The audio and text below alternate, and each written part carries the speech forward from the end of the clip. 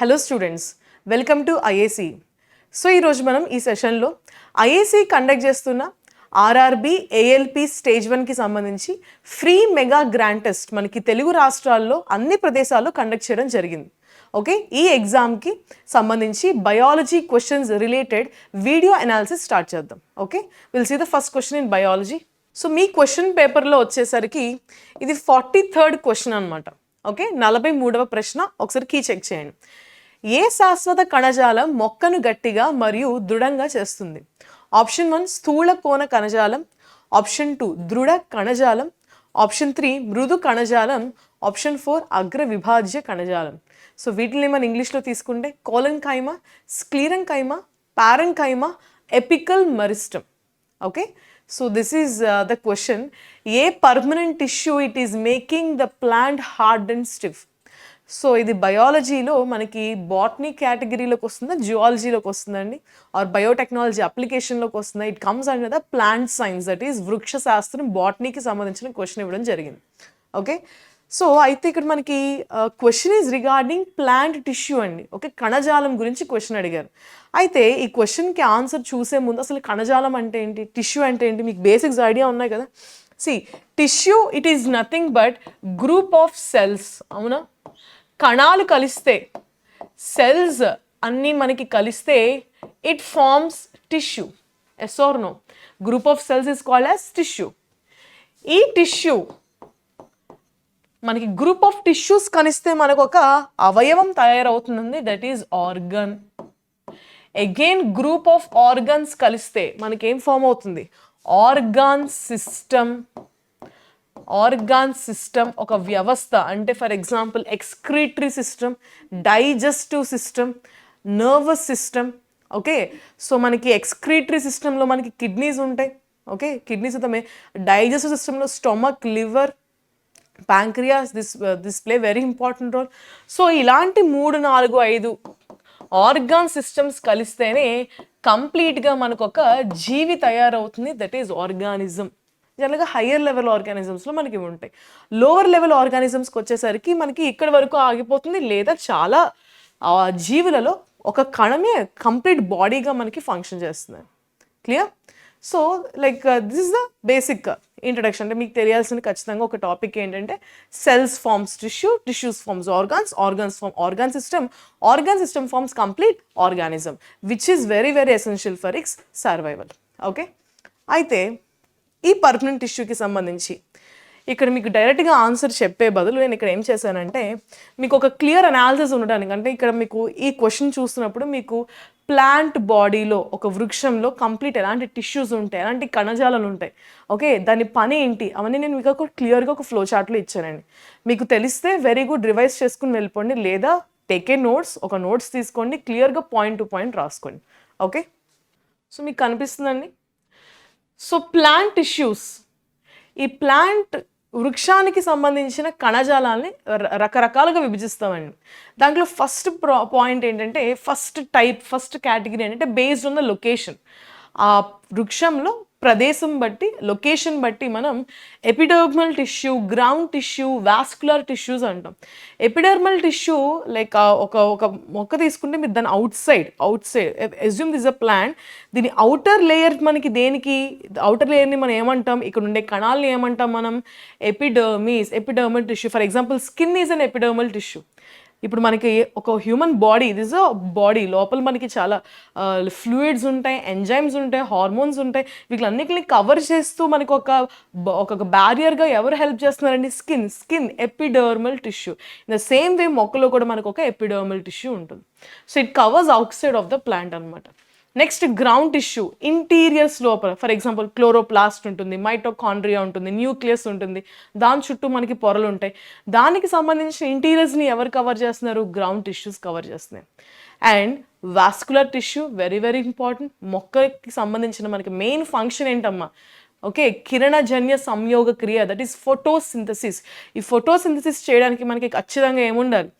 Like sunlight ఉండాలి. Sunlight and other factors వల్ల, water వల్ల మనకి ఫోటోసింథసిస్ జరిగి మొక్క ఏం ప్రొడ్యూస్ చేస్తుంది, ఆకులలో ఫుడ్ని ప్రొడ్యూస్ చేస్తుంది.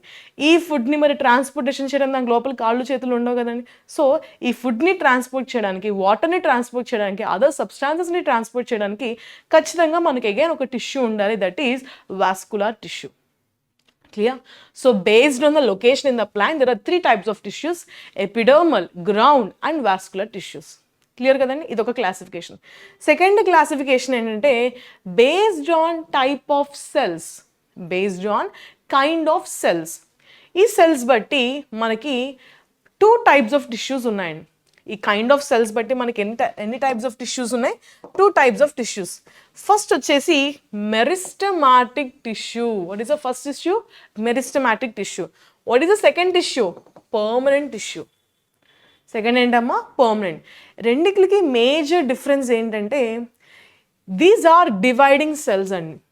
ఓకే, మెరిస్టమాటిక్ టిష్యూస్లో ఉండే సెల్స్ డివైడ్ అయ్యే కెపాసిటీ ఉంటాయి. ఒక కణం ఇంకొక కణానికి జన్మనిస్తుంది. కానీ పర్మనెంట్ టిష్యూలో మనకు అలా ఉండదు. ఓకే, దే డోంట్, అంటే అవి గ్రో అయ్యి ఓల్డ్ అవుతాయేమో కానీ అవి డివైడింగ్ నేచర్ దానికి కలిగి ఉండదు, డివైడింగ్ కెపాసిటీ దానికి కలిగి ఉండదు. Clear? So dividing tissue, non dividing tissue. This is more like temporary అని చెప్పలేం కానీ దిస్ ఇస్ మెరిస్టమాటిక్ టిష్యూ. దీనివల్ల మొక్క గ్రోత్ అనేది మనకు ఉంటుంది. కానీ మొక్కకి స్టెబిలిటీ ఉండడానికి పర్మనెంట్ టిష్యూ మనకి చాలా చాలా ఇంపార్టెంట్. సరే, ఇప్పుడు ఒక్కొక్క క్లాసిఫై ఇవంతా తెలిస్తేనే మీరు ఆన్సర్ పెట్టగలరండి. ఓకే, ఆల్రెడీ చదివేసిన వాళ్ళు వెరీ గుడ్, లేదు అంటే కొత్తగా తెలుసుకోండి. అయితే ఈ మెరిస్టమాటిక్ టిష్యూలో మళ్ళీ మనకి 3 రకాలు ఉంటాయండి. ఒకటి ఏంటంటే ఎపికల్ మెరిస్టమ్, ఇంకొకటి ఇంటర్కాలరీ మెరిస్టమ్, ఇంకొకటి లేటరల్ మెరిస్టమ్. ఏంటవి? Apical, intercalary, lateral. సో ఇలా మీరు మార్క్ చేసుకోండి. Very very important, highlight them.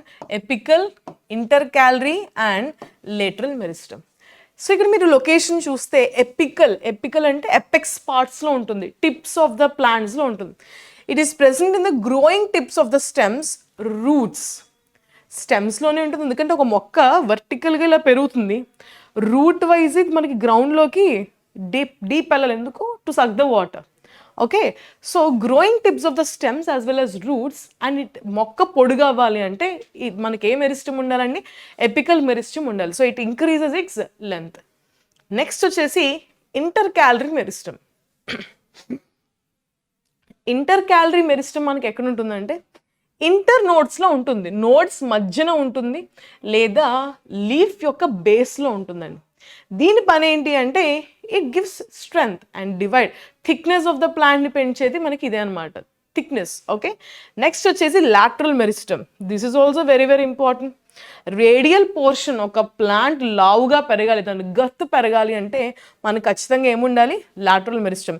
Thickness of the plant, radial portion of the stems and roots. Okay, ఒక ప్లాంట్ ఇలా వెడల్పుగా పెరగాలంటే మనకి ఏముండాలండి? Lateral meristem. సో ఇవన్నీ మనకి ఏ టిష్యూ కింద వస్తే? Meristematic tissue. అయితే మనకి క్వశ్చన్లో దీని గురించి అడగలేదండి. మరి దేని గురించి అడిగారో చూద్దాం. Next, so based on kind of cells, కణాలు బట్టి మనం 2 types ఆఫ్ టిష్యూస్ కింద పరిగణిస్తున్నాము: meristematic tissues, permanent tissues. So we have seen about meristematic tissue. Second వచ్చేసి పర్మనెంట్ టిష్యూ. పర్మనెంట్ టిష్యూ 2 రకాలండి: simple permanent tissue, complex permanent tissue. ఏంటవి? Simple permanent tissue, complex permanent tissue. Simple permanent టిష్యూలో మళ్ళీ చాలా రకాలు ఉంటాయి: పారెంకైమా, క్లోరెంకైమా, ఏరెంకైమా, ఓకే, కోలెన్కైమా అండ్ స్క్లీరెంకైమా. ఒక్కొక్క దానికి ఒక్కొక్క ఫంక్షన్. వెరీ బ్యూటిఫుల్ కాంపోజిషన్ అనమాట. And what about next? Complex permanent tissues 2 types: xylem, phloem.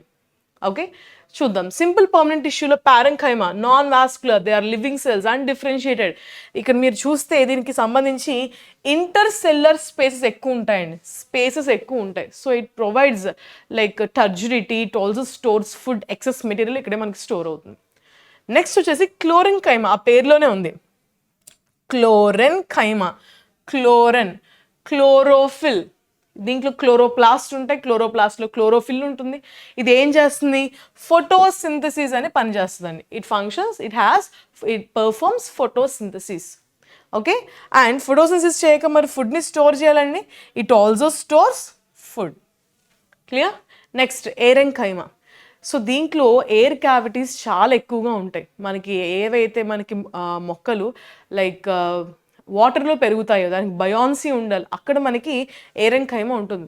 మనం కార్తీక మాసం అప్పుడు అరటి దాంతో దీపం పెడతామండి, అది మనకి వాటర్ మీద ఫ్లోట్ అవుతుంది. ఎందుకు ఫ్లోట్ అవుతుందంటే దాంట్లో ఏముంటుంది, మనకి ఏరెంకైమా, ఎయిర్ క్యావిటీతో నిండిన సెల్స్ ఉంటాయన్నమాట. సో ఇట్ బయాన్సీ ఇస్తుంది, it also stores nutrients, it also stores water. Okay, అందుకని ఫ్లెషీగా ఉంటాయి అన్నమాట. నెక్స్ట్ వచ్చేసి కోలింకైమా. కోలింకైమా ప్లాంట్ యొక్క ఫ్లెక్సిబిలిటీకి హెల్ప్ చేస్తుందండి.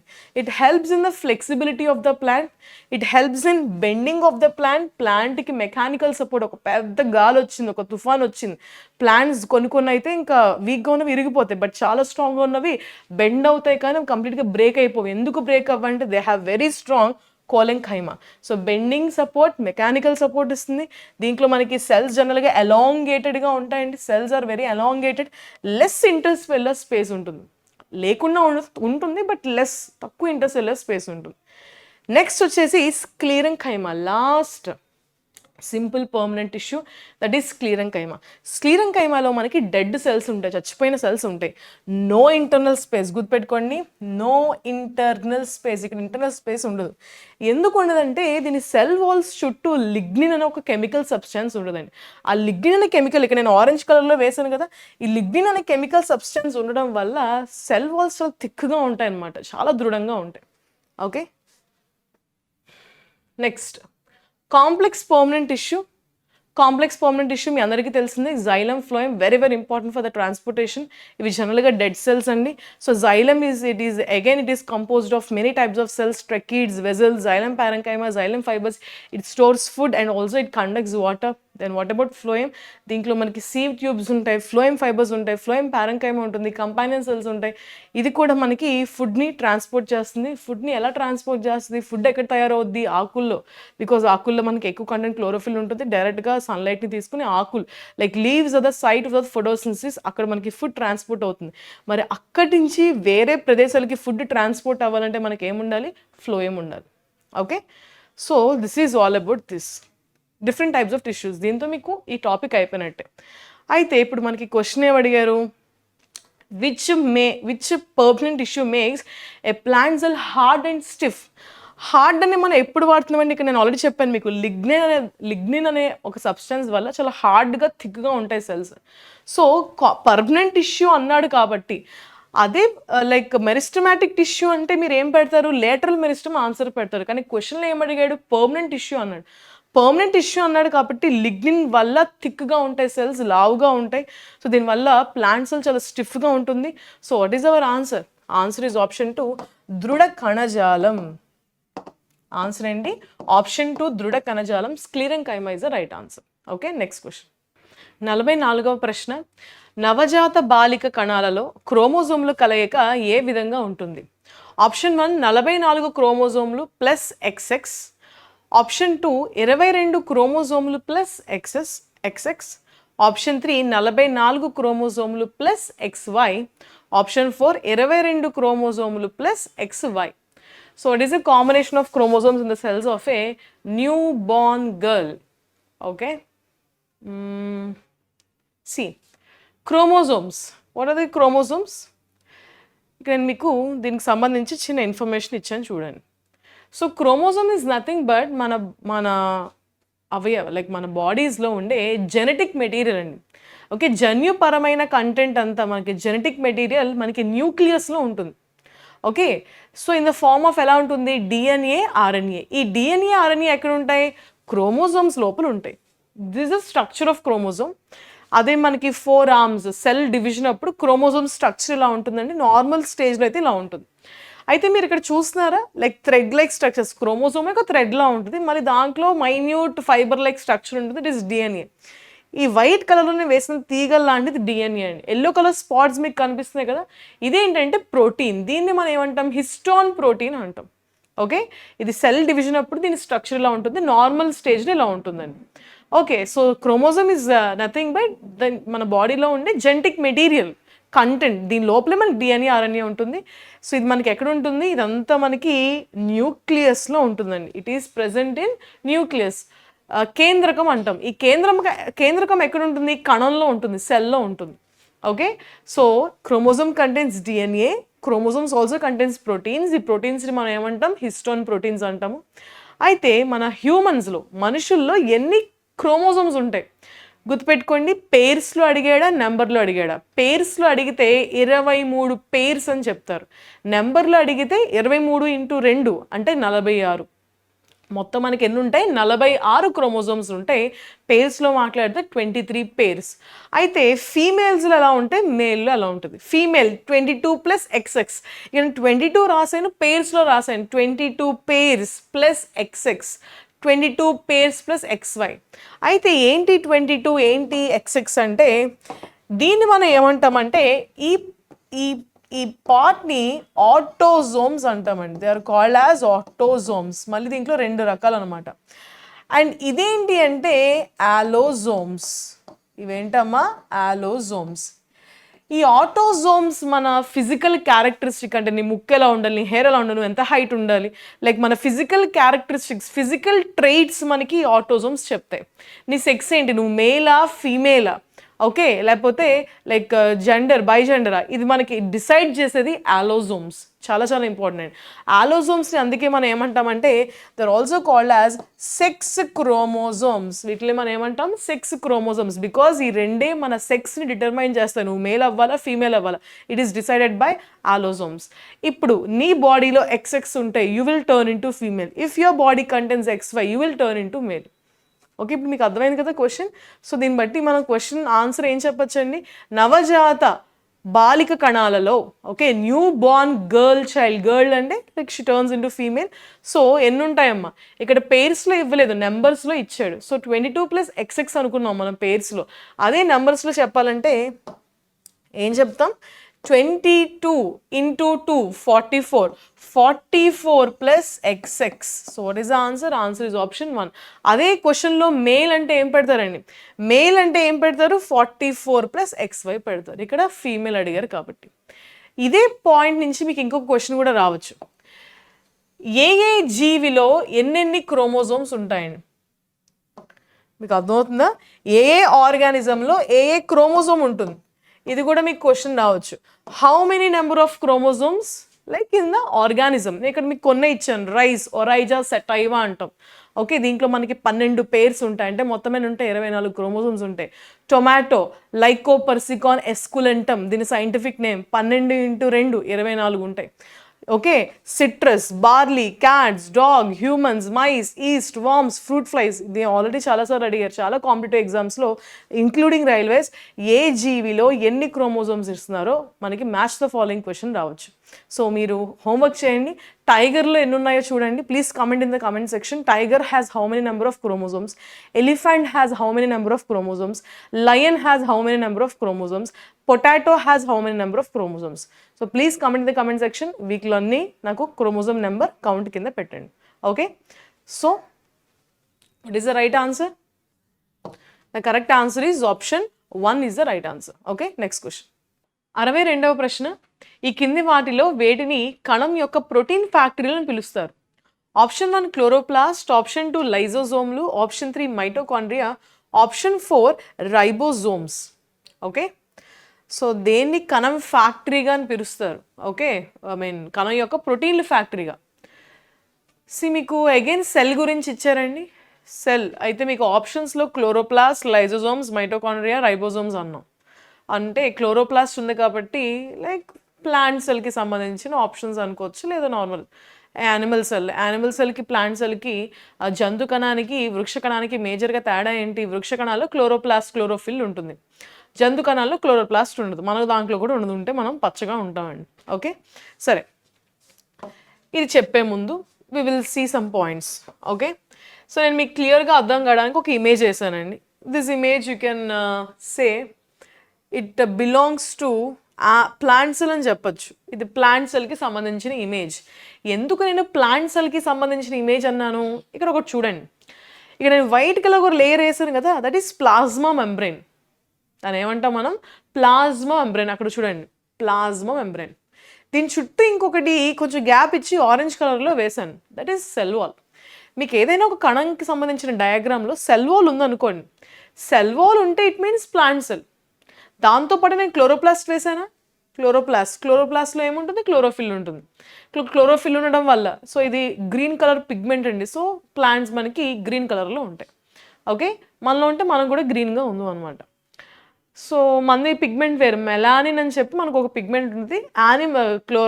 ఏమంటారు, ప్లాంట్స్కి అయితే క్లోరోఫిల్ అని ఒక పిగ్మెంట్ ఉంటుందండి. సరే, ఒక్కొక్కటి ఇప్పుడు మనం డీకోడ్ చేద్దాం. Cell wall, okay, outer layer of the cell of plant. I'm saying plant. జంతు కణాల్లో అవుటర్ లేయర్ అంటే ప్లాస్మా మెంబ్రేన్, వృక్ష కణాల్లో అవుటర్ లేయర్ అంటే సెల్ వాల్. ఏంటి తేడా అంటే, మొక్కలు డిఫరెంట్ ఎన్విరాన్మెంట్ కండిషన్స్లో ఉంటాయి. ఎక్స్ట్రీమ్ సన్ కండిషన్స్లో ఉంటాయి, ఎక్స్ట్రీమ్ కోల్డ్ కండిషన్స్లో ఉంటాయి. సో ఫర్ ఎగ్జాంపుల్ ఇప్పుడు ఎక్స్ట్రీమ్ చాలా ఎక్కువ వేడి ఉందండి, ఓకే, సన్లైట్ చాలా డైరెక్ట్గా తగులుతుంది. ఇప్పుడు ఏమవుద్ది, ఆ వేడికి ఈ ప్లాంట్ కణంలో ఉండే, ఈ మొక్క కణంలో ఉండే వాటర్ అంతా బయటకు వచ్చేస్తుంది, ఫాస్ట్గా బయటకు వచ్చేస్తుంది. సో అప్పుడు ఏమవుద్ది, ఇది ముడుచుకుపోద్ది, ష్రింక్ అయిపోద్ది కదా, ష్రింక్ అయిపోద్ది. సో ఈ ఎక్సెస్ వాటర్ ఎవాపరేషన్ని ప్రివెంట్ చేయడానికి మనకు అడ్డుగోడగా ఎవరు నిలుస్తారు? సెల్ వాల్ ఉంటుంది. ఫర్ ఎగ్జాంపుల్ అదే మొక్కని నీకు ప్రేమ ఎక్కువైపోయి ఫుల్గా రాత్రి మధ్యాహ్నం పగలు, ఓకే, ఫుల్గా వాటర్ వేసేస్తున్నారండి. సో రూట్స్ లేదా ప్లాంట్ కంప్లీట్గా వాటర్లో మునిగి తేరిపోతుంది. సో ఇక్కడ నార్మల్గా నువ్వు ఒక కణాన్ని ఎప్పుడైనా ఒక గింజని వాటర్లో నానబెడితే ఏమవుద్ది, అది వాటర్ని అబ్జార్బ్ చేసుకుని సోక్ అవుతుంది, అది బల్జ్ అవుతుంది. సో ఇప్పుడు ఫర్ ఎగ్జాంపుల్ దీనికి ఎక్సెసివ్ వాటర్ కండిషన్ ఉంది, మొత్తం ఈ ప్లాస్మా మెంబ్రేన్ అంతా అబ్జార్బ్ చేస్తుంది, తాగుతుంది. ఒక సర్టెన్ పాయింట్ అది బ్లాస్ట్ అయిపోద్దండి, ప్రెషర్ తట్టుకోలేక. ఆ టైంలో కూడా మళ్ళీ కాపాడేది ఎవరు? సెల్ వాలే. క్లియర్? సో సెల్ వాల్ మనకి జనరల్గా ప్లాంట్ సెల్స్లో ఉంటుంది, యానిమల్ సెల్స్లో రేర్గా ఉంటుందండి, సమ్ బ్యాక్టీరియా ఫంగస్లో ఉంటుంది. Okay, so next plasma membrane. మీరు సెల్ వాల్ తీసేస్తే ఇది యానిమల్ సెల్ కింద కన్వర్ట్ అయిపోతుంది, క్లోరోప్లాస్ట్ తీస్తే యానిమల్ సెల్. ఓకే, సో ఇది క్లోరోప్లాస్ట్ మనకి దేనికి? It is site of photosynthesis, కిరణజన్య సంయోగ క్రియ జరిగే ప్రదేశం అండి. దీంట్లో క్లోరోఫిల్ అనే పిగ్మెంట్ ఉంటుంది. సన్లైట్ వాటర్ ప్రెజెన్స్లో మనకి కార్బన్ డైఆక్సైడ్ గ్లూకోజ్ కింద మారుతుంది, C6H12O6. ఓకే, ఇదంతా ఎక్కడ జరుగుతుంది? మనకి క్లోరోప్లాస్ట్లో జరుగుతుంది. తర్వాత మీరు ప్లాంట్ సెల్లో అబ్జర్వ్ చేస్తే ఒక పెద్ద వ్యాక్యూల్ సైడ్కి ఉంటుందండి. వ్యాక్యూల్ ఇట్స్ లైక్ అది స్టోరేజ్ చేస్తుంది, ఎయిర్ మనకి స్టోర్ చేస్తుంది, వ్యాక్యూల్ మొత్తం వ్యాక్యూమ్ ఉంటుంది అనమాట. సో జనరల్గా మళ్ళీ యానిమల్ సెల్స్లో చూస్తే వ్యాక్యూల్ ఇంత పెద్దగా ఉండదండి, చిన్నగా ఉంటాయి, ఎక్కువ ఉంటాయి, చిన్న సైజు ఉంటుంది, ఎక్కువ ఉంటాయి. బట్ ప్లాంట్ సెల్లో ఒకటే చాలా పెద్దగా ఉంటుంది అనమాట. ఇది ఒక డిఫరెన్స్ అని చెప్పొచ్చు. అంటే మీరు ఈ టాపిక్లో cell parts, animal cell, plant cell difference కూడా చదివేస్తున్నారు. Okay, next cytoplasm, the liquid portion of the cell is called as cytoplasm. Lysosomes, they are very famously called as suicidal bags of the cell. Suicidal bags. ఎందుకంటే ఒక కణం week అయిపోయినా, damage అయిపోయినా ఇది కొన్ని ఎంజైమ్స్ని release చేస్తుందండి. ఆ ఎంజైమ్స్ రిలీజ్ ద్వారా మొత్తం సెల్ అంతా డైజెస్ట్ అయిపోతుంది, సెల్ అంతా డిస్ట్రాయ్ అయిపోతుంది. అందుకే దాన్ని suicide, self killing, suicidal bags of the cell అని అంటారు. ఓకే, నెక్స్ట్ ఇది chloroplast. This chloroplast granules. Okay, peroxisomes ఉంటాయి, again lysosomes, Golgi bodies. Okay, nucleus తయారు చేసిన న్యూక్లియస్, రైబోజోమ్స్ ఇవన్నీ తయారు చేసిన పదార్థాలని ఈ గోల్గి ఆపరేటర్స్ ట్రాన్స్పోర్టేషన్, ప్యాకేజింగ్ ఇవన్నీ చేస్తూ ఉంటాయి. ఓకే, ఇక్కడ అబ్జర్వ్ చేయండి, this is red colour part is nucleus, లోపల న్యూక్లియోలస్ ఉంది, ఈ పైన ఈ చుట్టూ ఒక నెట్వర్క్ లైక్ స్ట్రక్చర్ ఉంది. అదేంటి? That is called as endoplasmic reticulum. దాన్ని ఏమంటాం మనం? Endoplasmic reticulum. అయితే ఎల్లో కలర్ పోర్షన్లో రెండు రకాలు కనిపిస్తున్నాయి మీకు. ఈ ప్యూర్ ఎల్లో ఉంది కదా, లేదా దాని మీద డాట్స్ వేయలేదు, దాన్ని ఏమంటారు? చూడండి, సర్ఫేస్ చాలా స్మూత్గా ఉంది, it is called a smooth endoplasmic reticulum. ఇదే దాని మీద ఏదో బీడ్స్ పెట్టినట్టు, ముత్యాలు పెట్టినట్టు డాట్ డాట్ చేసాం. సో ఈ డాట్స్ని మనం ఏమంటామంటే they are called as ribosomes. ఈ వైట్ కలర్ డాట్స్ని మనం ఏమంటామమ్మా? They are called as ribosomes. ఎక్కడైతే ఏ ఎండోప్లాస్మిక్ రెటిక్యులం ఏదైతే రైబోజోమ్స్ ఉంటాయో it is called as rough endoplasmic reticulum. ఏ ఎండోప్లాస్మిక్ రెటిక్యులం ఏదైతే రైబోజోమ్స్ ఉండదో it is called as smooth endoplasmic reticulum. Rough endoplasmic reticulum, smooth endoplasmic reticulum. Okay, so ఈ ribosomes పనేంటి? ఇవి ఏం తయారు చేస్తాయంటే ప్రోటీన్స్ తయారు చేస్తాయి, ప్రోటీన్ సింథసిస్. ఇది ఏం చేస్తుంది? ప్రోటీన్ని సింథసిస్ చేస్తుంది. So it is called as ribosomes are called as protein factories of the cell. Ribosomes మనం ఏమంటాం? Protein factories of the cell. Because it rough endoplasmic reticulum అయితే ప్రోటీన్ సింథసిస్ జరుగుతుంది, ఎందుకంటే అక్కడే రైబోజోమ్స్ ఉంటాయి కాబట్టి. అయితే దేన్ని మనం ప్రోటీన్ ఫ్యాక్టరీ అని అంటాము అంటే ribosomes. Very very very important point. ఇదే మన క్వశ్చన్కి ఆన్సర్ కూడా. Okay, nucleus brain of the cell. It is called as brain of the cell. ఎందుకంటే కణం రైబోసోమ్స్ ఎప్పుడు ప్రోటీన్ తయారు చేయాలని, కణం ఏం పని చేయాలని అదంతా ఎవరు గైడ్ చేస్తారు? న్యూక్లియస్ గైడ్ చేస్తారు. కిచెన్ ఆఫ్ ద సెల్ అని దేని అంటారు? ఫుడ్ ఎక్కడ మనకు ప్రొడ్యూస్ అవుతుంది? క్లోరోప్లాస్ట్. మరి మైటోకాండ్రియా ఏం చేస్తుంది? Mitochondria it synthesis ATP, adenosine triphosphate. Adenosine ట్రైఫాస్ఫేట్ని సింథసైజ్ చేస్తుంది. ఎడినోసిన్ ట్రైఫాస్ఫేట్ ఏటీపీ ఏంటి? మనకి శక్తిని ఇస్తుంది. So it is called as energy currency of the cell. ఏటీపీని ఏమంటాం? Energy currency of the cell. ఈ ఏటీపీని ప్రొడ్యూస్ చేస్తున్న మైటోకాండ్రియాని మనం powerhouse of the cell అంటాం. It is called as powerhouse. Chloroplast is called as kitchen of the cell. And lysosomes is called as suicidal bag of the cell. Suicidal bag. ఇవన్నీ కూడా చూసుకోండి, ఇవన్నీ important points. Clear? Nucleus brain of the cell. It is called as brain of the cell. Okay, ఇప్పుడు ఇదే దానికి మీరు మీరు తీసేశారు, సెల్ వాల్ తీసేసాం అనిపిస్తుందా? సెల్ వాల్ తీసేసాను, క్లోరోప్లాస్ట్ తీసేసాను, అది ఎలా కన్వర్ట్ అయిపోతుంది? యానిమల్ సెల్గా కన్వర్ట్ అయిపోతుంది. If it is cell wall ఉంటే ఎలా కన్వర్ట్ అవుతుంది? ప్లాంట్ సెల్లా కన్వర్ట్ అవుతుంది. Clear? This is the major difference అని చెప్పుకోవచ్చు. Again it is plant cell. Okay, so coming to the question, మీకు క్లారిటీ వచ్చింది అనుకుంటున్నాను. సో ఈ కింది వాటిలో వేటిని కణం యొక్క ప్రోటీన్ ఫ్యాక్టరీలు, ప్రోటీన్స్ని ఎవరు సింథసైజ్ చేస్తున్నారు? రైబోసోమ్స్ ఎక్కడ కూర్చుంటాయి? Rough endoplasmic reticulum. రైబోసోమ్స్ ఉన్నాయి కాబట్టి రఫ్ ఎండోప్లాస్మిక్ రెటిక్యులం అంటున్నాము. Answer is option 4 is the right answer. Chloroplast, kitchen of the cell. Lysosomes, suicidal bag of the cell. Mitochondria, powerhouse of the cell. Mitochondria produce ATP. ATP is energy currency of the cell. Okay, option 4, ribosomes protein factories is a right answer. Next, 65వ ప్రశ్న, మానవ పరిణామం యొక్క అధ్యయనం మనం అందరం దేనిలో ఉద్భవించిన ఒకే జాతికి చెందింది అని సూచిస్తుంది? ఆప్షన్ 1 పశ్చిమ ఆసియా, ఆప్షన్ 2 మధ్య Asia, option 3 Africa, option 4 America. So the study of human evolution, it indicates that all of us belong to the single species that evolved in which country? So answer ఏంటండి? We all know very well, we have so many connections with African theory anamata. So what is the answer? Answer is option 3, Africa is the right answer. Next, 69వ ప్రశ్న, అమీబాలో ఏ రకమైన అలైంగిక ప్రత్యుత్పత్తి జరుగుతుంది? Option 1 సిద్ధ బీజం ఏర్పడటం, option 2 ద్విధా విచిత్తి, ఆప్షన్ 3 సాకీయోత్పత్తి, ఆప్షన్ 4 కోరకీ భవనం. సి, మనకి రిప్రొడక్షన్ 2 కేటగిరీస్ ఉంటాయండి, sexual reproduction, asexual reproduction. Sexual రిప్రొడక్షన్లో మనకి ఏమవుతుందంటే మేల్ అండ్ ఫీమేల్ గ్యామెట్స్ కలిసాక మనకి న్యూ ఆర్గానిజం ప్రొడ్యూస్ అవుతుంది. అసెక్షువల్లో మేల్ ఫీమేల్ గ్యామెట్స్ అవసరం లేదు, అది జనరల్గా మనకి మోనోగామస్, లైక్ నో సెక్స్, దానికి ఒక స్పెసిఫిక్ సెక్స్ ఉండదు, అంటే మేలా ఫీమేలా మనం దాన్ని క్లాసిఫై చేయమన్నమాట. సో బాడీయే 2 భాగాలుగా విడిపోతుంది. అలాంటిది ఏంటి అంటే అసెక్షువల్ రిప్రొడక్షన్. జనరల్గా నేను మీకు క్లియర్గా బేసిక్స్ అర్థం అవ్వాలి నేను చెప్తున్నాను. సో ఇక్కడ మనకి ఏమడుతున్నారు? Amoeba is unicellular organism. Okay, దాంట్లో ఓన్లీ ఒక కణమే ఉంటుంది, ఆ కణమే ఒక ఎంటైర్ బాడీగా పనిచేస్తుందండి. సో ఈ అమీబాలో జరిగే అసెక్షువల్ రిప్రొడక్షన్ ఏంటి అని అడుగుతున్నారు. స్పోర్ ఫార్మేషన్ జనరల్గా మొక్కల్లో చిన్న ఆర్గానిజమ్స్లో ఉంటుందండి. So this is wrong. Binary fission, yes. ద్విధా విచ్ఛిత్తి జరుగుతుంది మనకి అమీబాలో, this is absolutely right. Vegetative propagation again మొక్కల్లో ఎక్కువ జరుగుతుందండి. సో ఇది కూడా రాంగ్. మనకి బడ్డింగ్ కూడా మొక్కల్లో ఎక్కువ జరుగుతుంది, అండ్ హైడ్రోలో కూడా జరుగుతుంది అనమాట budding. Okay, so what is our answer? Answer is option 2 is the right answer.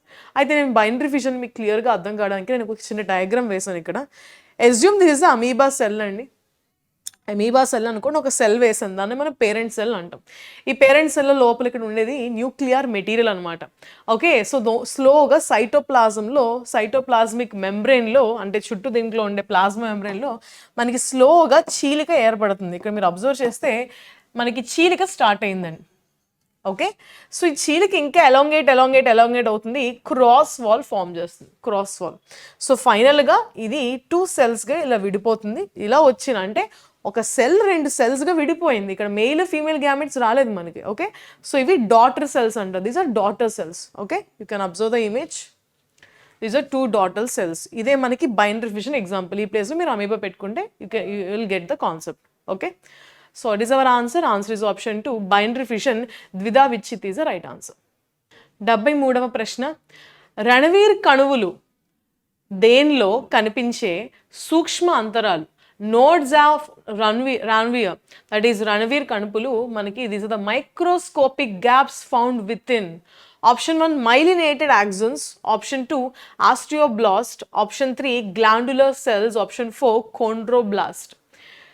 మనకి గ్లాండులర్ సెల్స్ మనకి ఎక్స్క్లూజివ్గా ఎక్కడ ఉంటాయండి? ఆర్గానిజమ్స్ లైనింగ్లో ఉంటాయి. Okay, lining of the organelles, organisms, organs సంబంధించి ఎపిథీలియం సెల్స్లో మనకి గ్లాండులర్ సెల్స్ ఉంటాయి. ఇది రాంగ్ అనమాట. This is not the right option. మనకి ఆస్టియోబ్లాస్ట్ ఎక్కడ ఉంటాయండి? ఆస్టియోబ్లాస్ట్ మనకి బోన్ సెల్స్ అనేది బోన్ సెల్స్. ఇది కూడా మనకి రాంగ్ ఆప్షన్ అనమాట. అండ్ కోండ్రోబ్లాస్ట్ ఇవి అదర్ మనకి ఆర్గనల్స్ కవరింగ్లో ఉంటాయి అనమాట. అండ్ రణపీడ్ కణుపులు వచ్చేసరికి మనకి యాక్సన్స్ అని ఉంటాయండి. యాక్సన్స్ ఐడియా ఉన్న నర్వస్ సిస్టంలో న్యూరాన్స్ ఉంటాయి కదా, న్యూరాన్స్. ఓకే, నర్వస్ సిస్టమ్కి సంబంధించి న్యూరాన్స్ మీరు చూసే ఉంటారు. ఓకే, ఇలా మనకి రెండు న్యూరాన్స్ మధ్యన మనకి కనెక్టింగ్ చేస్తూ మధ్యలో ఒక ఫిలమెంట్ ఉంటుంది. It is called as axon. ఈ యాక్సన్స్లో మనకి ఏముంటాయంటే నోడ్స్ ఆఫ్ రణవీర్ అని ఉంటాయి. దిస్ ఆర్ మైక్రోస్కోపిక్ గ్యాప్స్ అనమాట. So what is the answer? Answer is option 1 myelinated axons. Option 1 is the right answer. అయిపోయింది. Question number 34. Match the following.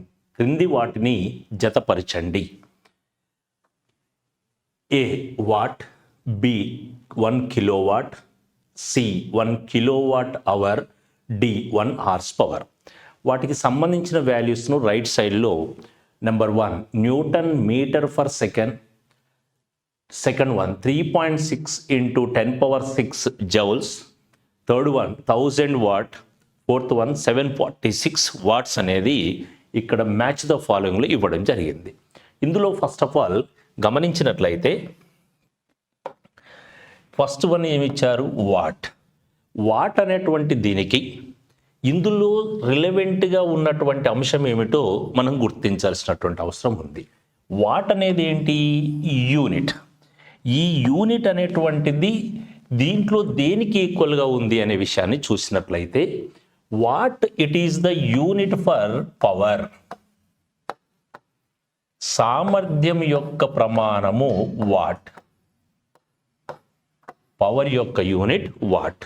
మరి ఇందులో పవర్ యొక్క యూనిట్ ఏమున్నాయి అనే విషయాన్ని చూస్తే వాట్ అనేది ఉంది, వాట్ అనేది ఉంది. రెండు కూడా వాట్లే. బట్ ఈ వాట్కు 746 వాట్ అనేది ఈక్వల్ కాదు, 1000 వాట్ అనేది కూడా ఈక్వల్ కాదు. అంటే ఈ రెండిట్లో ఏదో ఒకటి అయ్యి ఉండే ఛాన్స్ ఉంది అనేటువంటి ప్రాథమిక అవగాహనకు మనం రావాల్సినటువంటి అవసరం ఉంటుంది. రైట్, ఇక్కడ ఈ వాల్యూ కూడా ఖచ్చితంగా కాదు. ఎందుకు కాదు అంటే వాట్ వేరు, జౌల్ వేరు. జౌల్ అనేది దేని యొక్క యూనిట్ అండి? ఎనర్జీ యొక్క unit. Joule is the unit to express the energy. శక్తికి ప్రమాణము జౌల్. సో కాబట్టి ఇప్పుడు ఈ మూడు కూడా కావు. అందుచేత మన కరెక్ట్ ఆన్సర్ ఏమవుతుంది? Newton metre per second. Newton metre per second అనేది వాట్కు సమానమేనా అనే విషయాన్ని చూద్దాం. సామర్థ్యం యొక్క ఫార్ములా నుండి మనం దీన్ని ఐడెంటిఫై చేయవచ్చు. సామర్థ్యము power is equal to work by time, పని బై కాలము. పని యొక్క ఫార్ములా F.S/T. పని యొక్క సూత్రం ఏంటి? F dot S. మనకు టీ ఉంది కాబట్టి టీ యాసిగా రాద్దాం.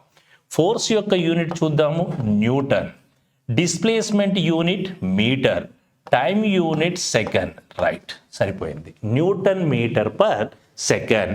సో పవర్ యొక్క జనరల్ యూనిట్ అయినటువంటి వాట్ అనే దానికి సమానమైన యూనిట్ ఇక్కడ ఏం కనిపిస్తుంది? న్యూటన్ మీటర్ పర్ సెకండ్ అనేది కనిపిస్తుంది. అందుచేత ఏ అనే దానికి 1 అనే ఆప్షన్ ఉండాలి. ఇందులో మనం గమనించినట్లయితే ఏ అనేటువంటి దానికి 3 ఆప్షన్స్ ఇవ్వడం జరిగింది. అంటే ఒకటి ఎలిమినేట్ చేయగలిగాము ఈ యొక్క ఫస్ట్కు ఏకి 1 అనేటువంటి సమాధానం ద్వారా. మనకు తెలుసు 1 HP is equal to 746 what అని డైరెక్ట్ వాల్యూ, అది fixed value, constant value. So కాబట్టి 1 hours power is equal to 746. డీకి ఏముండాలా? 4 ఉండాలా. ఈ 2 కరెక్టే, అంటే ఇది కూడా కాదు. Next 1 kilo. కిలో అంటే ఎంతండి? 1000. 1 కిలో ఈజ్ ఈక్వల్ టు 1000 ఏముండాలి ఇక్కడ? వాట్స్ అనేది ఉండాలి. So right now kilo means 1000, watt అంటే ఇదిగో వాట్ పక్కన ఉంది, అంటే బీకి ఏం కావాలి? 3. బీకి 3 అనే ఆప్షన్ ఇక్కడ ఉంది.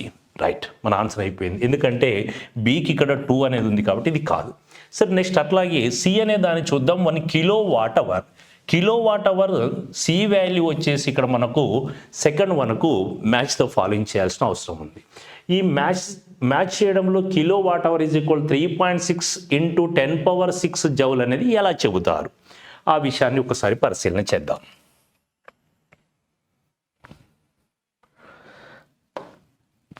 ఇంపార్టెంట్ 1 అండి ఇది. Kilo watt hour is equal to, kilo means ఇప్పుడే మాట్లాడుకున్నాం 1000, పక్కన ఉన్న యూనిట్ ఏంటి? వాట్. వాట్ అలాగే రాద్దాం. Next hour. Hour means 60 minute. 60 minute ఇది ఫస్ట్ మనం నోట్ చేయాల్సినటువంటిది. ఈజ్ ఈక్వల్ టు 1000 వాట్ అంటే వాటే, ఎందుకు? ఇది పవర్ యొక్క యూనిట్, ఇంటూ 60కి 60 అలాగే రాద్దాం. Minute is equal to we know 60 seconds equal to ఎన్ని జీరోస్ ఉన్నాయి చూడండి? 1 2 3 4 5. వీ హ్యావ్ ద 5 zeros అంటే 10⁵. 6 6 36. Watt second equal to 36 into 10⁵. It is multiply and divide with 10. Next ఇక్కడ మనం ఒక విషయాన్ని గమనిద్దాం. వాట్ సెకండ్ అనే ప్లేస్లో వాట్ సెకండ్ ఇక్కడ ఉన్నటువంటి దీనిలో బై క్రాస్ మల్టిప్లికేషన్ చేసినట్లయితే వాట్ సెకండ్ అనేది మనకి ఇక్కడ వస్తుంది పైనుంచి. ఈ న్యూటన్ మీటర్ వాల్యూ వచ్చేసి దేనికి ఈక్వల్? జౌల్కి equal. Newton metre is equal to joule. అందుచేత వాట్ సెకండ్ ఉన్న ప్లేస్లో ఏం నోట్ చేద్దాము? జౌల్ అనేది నోట్ చేద్దాం. రైట్, వాట్ సెకండ్ బదులు ఏం రాయాలి? Joule. 36 into 10⁵ 5+1 6/10 joules. 36/10 3.6. 10⁶ is nothing but mega joules.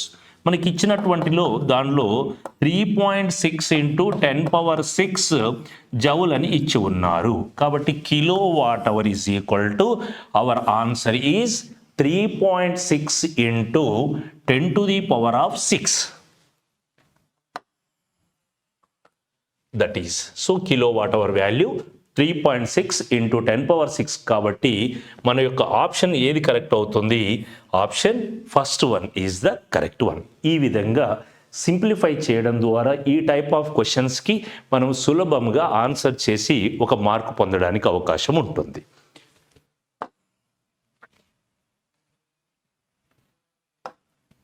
Next question 35. Question number 35. A force of 20 Newton displaces an object through 2 meter and does a work of 20 joule. The angle between the force and displacement is. 20 Newton బలం కలిగిన ఒక వస్తువును 2 మీటర్ల స్థానభ్రంశం చెందించడానికి 20 జౌళ్ళ పని జరుగుతుంది. అయితే బలం స్థానభ్రంశం మధ్య కోణం ఎంత? చాలా సింపుల్ క్వశ్చన్. గమనిద్దాం ఒకసారి ఇక్కడ ఏమేమి ఇచ్చి ఉన్నారు అనేటువంటి దాన్ని. చూడండి, first of all given that force given 20 Newton. బలం ఎంత ఇచ్చారు? 20 న్యూటన్ అనేది ఇచ్చారు. ఇవ్వబడిన value 20 Newton. So force F is equal to 20 Newton. It displaces an object through 2 metres. ఎంత డిస్టెన్స్ జరిగింది ఇక్కడ మనకు? Displaces 2 metre. 2 మీటర్ల స్థానభ్రంశము అన్నాడు. అంటే S is equal to 2 metres. Right. ఇలా జరగడంలో ఎంతవరకు జరిగిందన్నారు? Work of 20 joule. పని ఎన్ని జౌల్ ఇచ్చారు? 20 joules.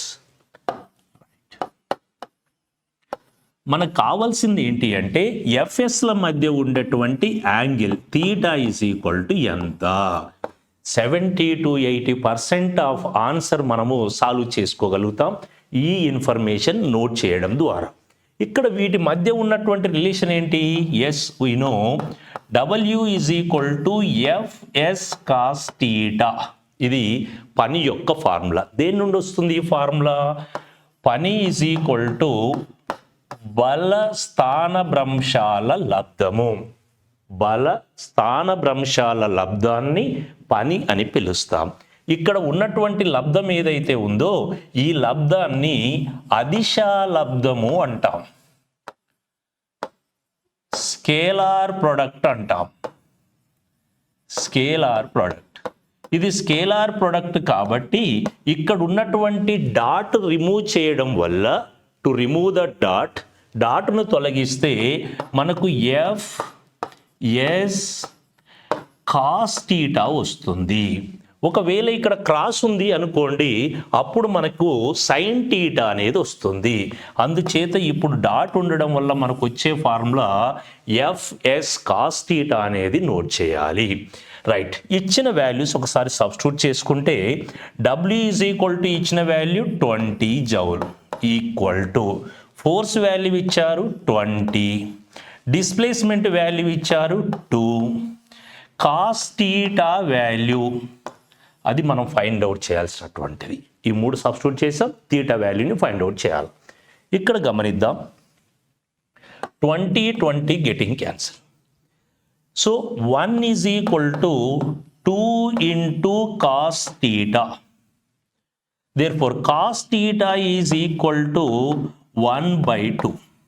Cos theta is equal to 1/2 అంటే కాస్ 60కి equal. So cos get cancel, we will get theta equal to 60 degrees. So what is the making angle between the force and displacement? Force ki displacement ku angle అనేది ఎంత ఉంటుంది? ఇక్కడ 60 degrees అనేది ఉంటుంది. Making angle is how much? 60 degrees. ఇలా మనకు ఈ type of questions వచ్చినప్పుడు ఈ ఫార్ములా ద్వారా సింప్లిఫై చేయడం ద్వారా ఆన్సర్ని క్యాచ్ చేయొచ్చు. So option 1 is the correct one for this question. Amount of heat per unit mass required to change A substance from a solid to A liquid at the same temperature and pressure. స్థిర ఉష్ణోగ్రత పీడనం వద్ద ఒక పదార్థాన్ని ఘన రూపంలో నుండి ద్రవ రూపంలోకి మార్చడానికి యూనిట్ ద్రవ్యరాశికి అవసరమైన ఉష్ణ శక్తిని ఏమంటారు అనేది క్వశ్చన్. ఇది డెఫినేషన్ పరంగా ఇచ్చినటువంటి ప్రశ్న. అంటే నిర్వచనాల మీద ఒక విద్యార్థికి అవగాహన ఎంత మేరకు ఉందో టెస్ట్ చేసేటువంటి దానిలో భాగంగా ఈ టైప్ ఆఫ్ క్వశ్చన్స్ అడుగుతారు. ఇవి తెలియాలి అంటే ఫస్ట్ ఆఫ్ ఆల్ ఇక్కడ ఉన్నటువంటి ఇచ్చిన ఆప్షన్స్ ఏందో ఒకసారి చూశాక దీని గురించి ఐడెంటిఫై చేద్దాం. First one is latent heat of liquefaction, condensation, vaporisation, sublimation. ద్రవీభవన గుప్తోష్ణం, సాంద్రీకరణ, బాష్పీభవనము, ఉత్పతనము అనేటువంటి ఆప్షన్స్ ఇచ్చారు. ఫస్ట్ ఆఫ్ ఆల్ వీటి మీద కొంత అవేర్నెస్ అనేది చాలా ఇంపార్టెంట్ అండి. అది చూశాక ఆన్సర్కి వెళ్ళిపోదాం. ఫస్ట్ ఆఫ్ ఆల్ మనకి ఇచ్చినటువంటిది ఇందులో ద్రవీభవన గుప్తోష్ణము, latent heat of liquefaction, latent heat of liquefaction, latent heat of liquefaction,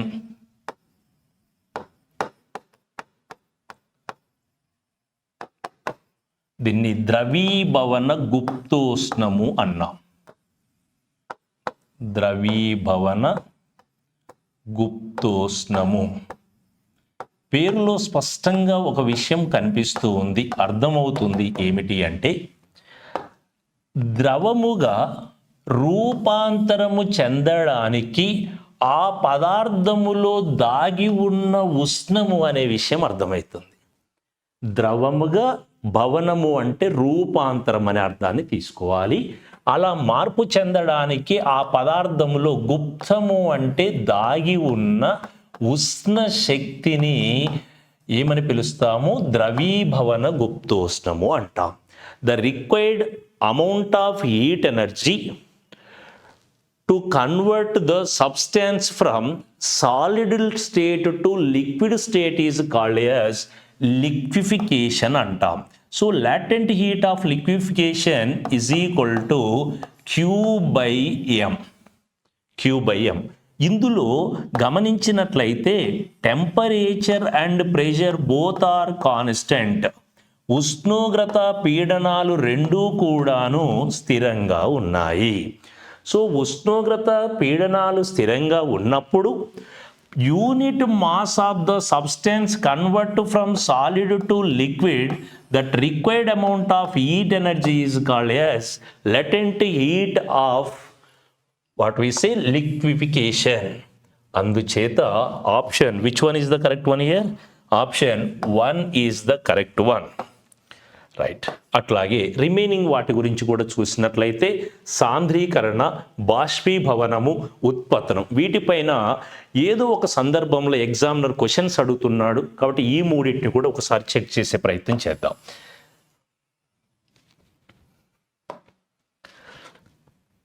solid state,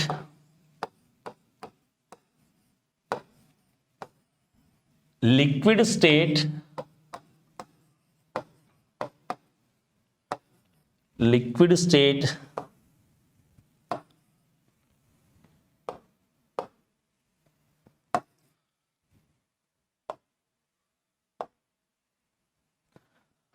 solid state, liquid state, gaseous state అని మనకు 3 స్టేట్స్ ఉన్నాయి. ఘనస్థితి, ద్రవస్థితి, వాయుస్థితి అని 3 రకాల స్థితులు ఉన్నాయి ఇక్కడ. ఈ 3 రకాల స్థితులలో ఘనస్థితి, సెకండ్ వన్ ద్రవస్థితి, థర్డ్ వన్ గ్యాసియస్ స్టేట్, వాయుస్థితి అని 3 రకాల స్థితులు కలవు. ఒక పదార్థము ఘనస్థితి నుంచి ద్రవస్థితికి మార్పు చెందే ప్రక్రియను ద్రవీభవనము అంటాం. ద్రవీభవనము, మెల్టింగ్ అని పిలుస్తాం. మెల్టింగ్, ద్రవీభవనము.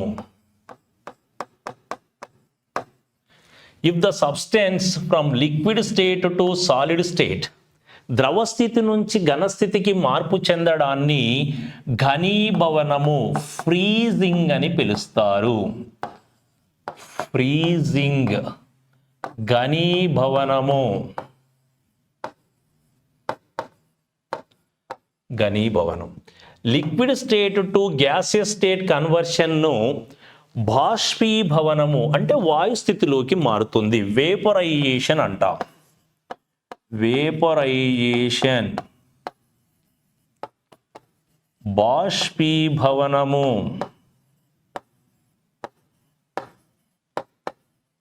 బాష్పీభవనం, vaporisation. Gaseous state of the material directly convert into liquid state. వాయు స్థితిలోని పదార్థం నేరుగా ద్రవంగా మార్పు చెందడాన్ని సాంద్రీకరణము అంటాం. కండెన్సేషన్ అని పిలుస్తారు. Condensation. Right. Gaseous state to solid state of material convert from solid state to gaseous state or from gaseous state to solid state if the material convert from either solid to gas or from gaseous to solid.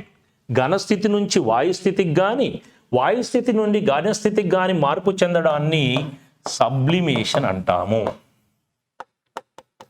ఉత్పతనం అంటాం. Right. ఒకసారి ఇప్పుడు గమనిద్దాము. So సాంద్రీకరణము అని దేన్ని పిలిచాము? సాంద్రీకరణం అని దేన్ని అంటాము?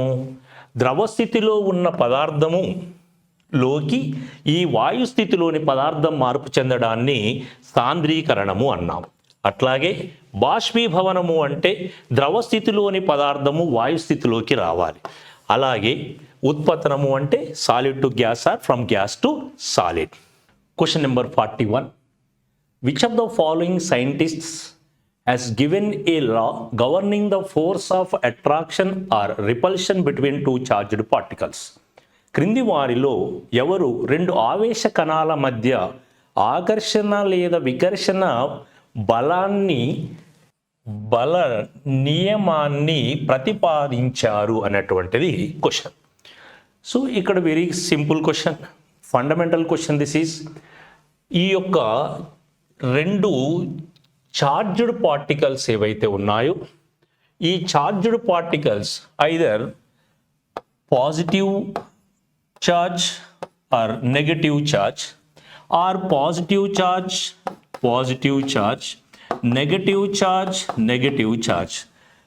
These two positive negative called as like charges అనగా సజాతి ఆవేశాలు అంటాము. సజాతి ఆవేశాలు. ఈ సజాతి ఆవేశాల మధ్య సాధారణంగా రిపల్షన్ ఫోర్సెస్ పనిచేస్తాయి, వికర్షణ బలాలు పనిచేస్తూ ఉంటాయి. ఇక్కడ విజాతి ఆవేశాలు అంటారు వీటిని. అన్లైక్ చార్జెస్ వీటి మధ్య సాధారణంగా అట్రాక్షన్ ఫోర్సెస్ పనిచేస్తాయి. Either attraction or repulsion forces అనే వాటిని ఎక్స్ప్లెయిన్ చేసిన సైంటిస్ట్ కూలుంబ్. అందుచేత ఇక్కడ ఏమని పిలుస్తారు అంటే ఈ బలాలను కూలుంబ్ ఫోర్సెస్ అని చెబుతాం.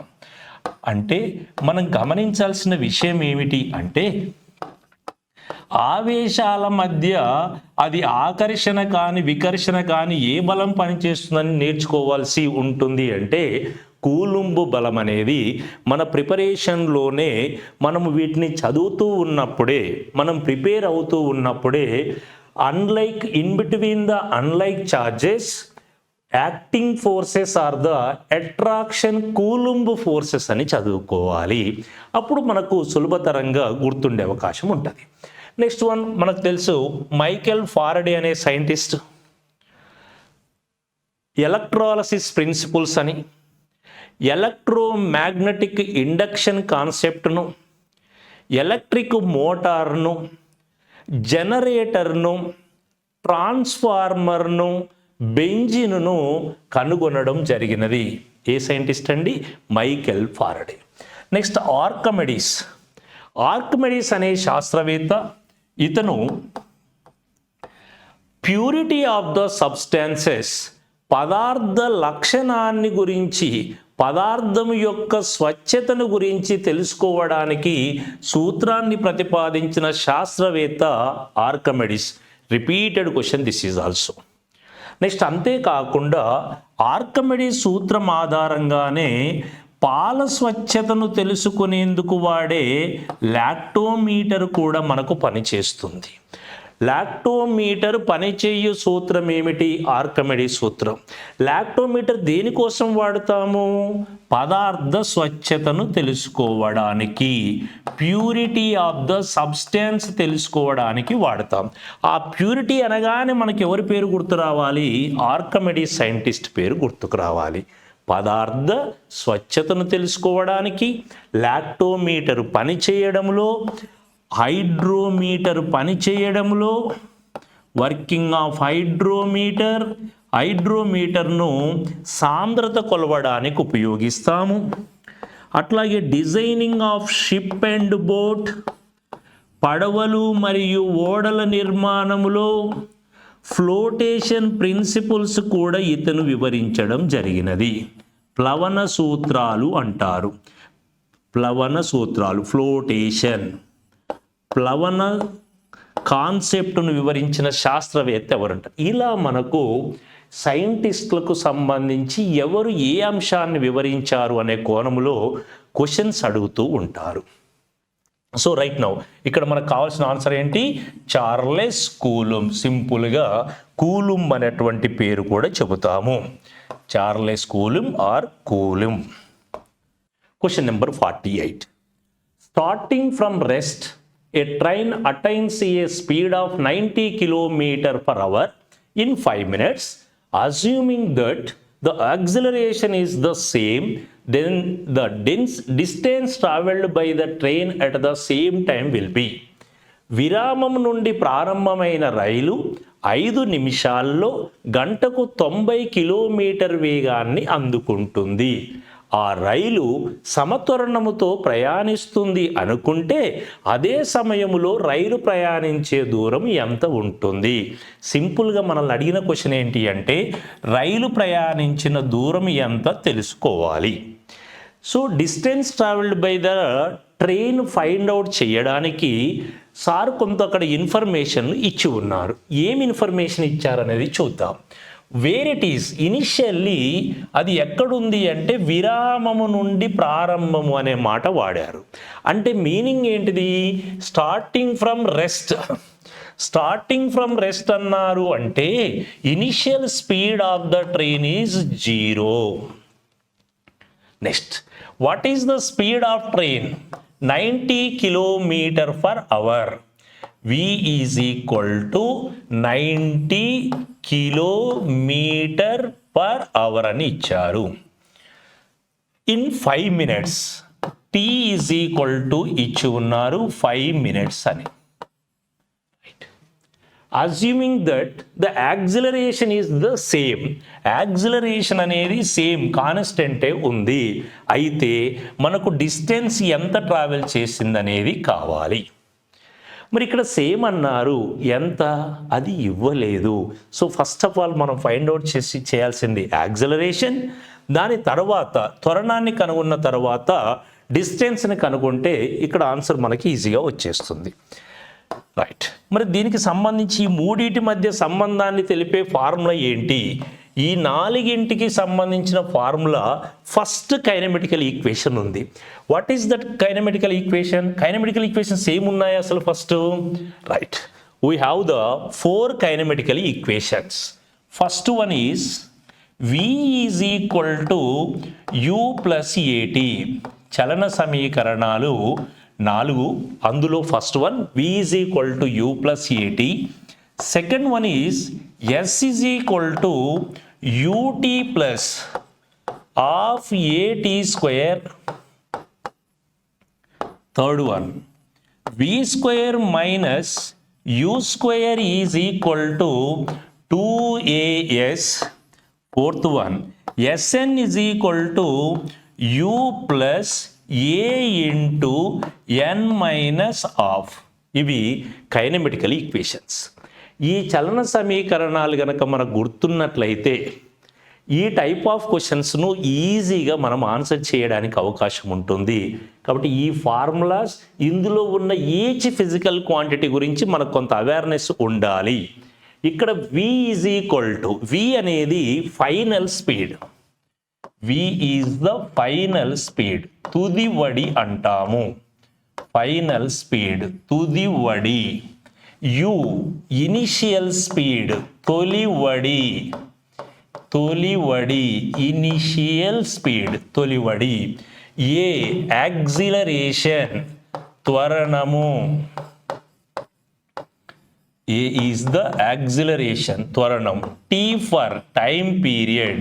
చూడండి, ఈ 4 కూడాను మనకు ఈ ఈక్వేషన్ ఏదైతే ఉందో, ఇచ్చినటువంటి ఈ క్వశ్చన్కి 4 అందుబాటులో ఉన్నాయి. అంటే మనకి ఇక్కడ అవసరమైనటువంటిది ఏంటి, ఈ 3 ఇచ్చారు కాబట్టి దీన్ని ఫైండ్ అవుట్ చేయొచ్చు. యాక్సిలరేషన్ రిమైనింగ్ చూద్దాం. యూ ఉంది, ఆల్రెడీ టీ ఉంది, ఏ ఉంది, నెక్స్ట్ ఎస్ ఒకటి కావాలి. S is equal to distance or displacement, దూరము. రైట్, మనకు కావాల్సింది ఇంకేం అడిగారు, స్థానభ్రంశము కూడా ఎంత ఫైండ్ అవుట్ చేయమన్నారు. స్థానభ్రంశం ఎంత ఫైండ్ అవుట్ చేయమన్నారు. అంటే త్వరణం ఫైండ్ అవుట్ చేశాక స్థానభ్రంశం ఫైండ్ అవుట్ చేస్తాం. రైట్, అంటే ఇక్కడ మనకి 2 ఈక్వేషన్స్ యొక్క అవసరం ఉంది. రైట్, నెక్స్ట్ వి తుది వేగము, తొలివడి, యాక్సిలరేషన్, డిస్ప్లేస్మెంట్, స్థానభ్రంశం. ఎస్ఎన్ అనగా first of all nth second ఎన్వ కాలము అంటాము. ఎన్వ కాలం. S N distance travelled by an object, distance travelled by an object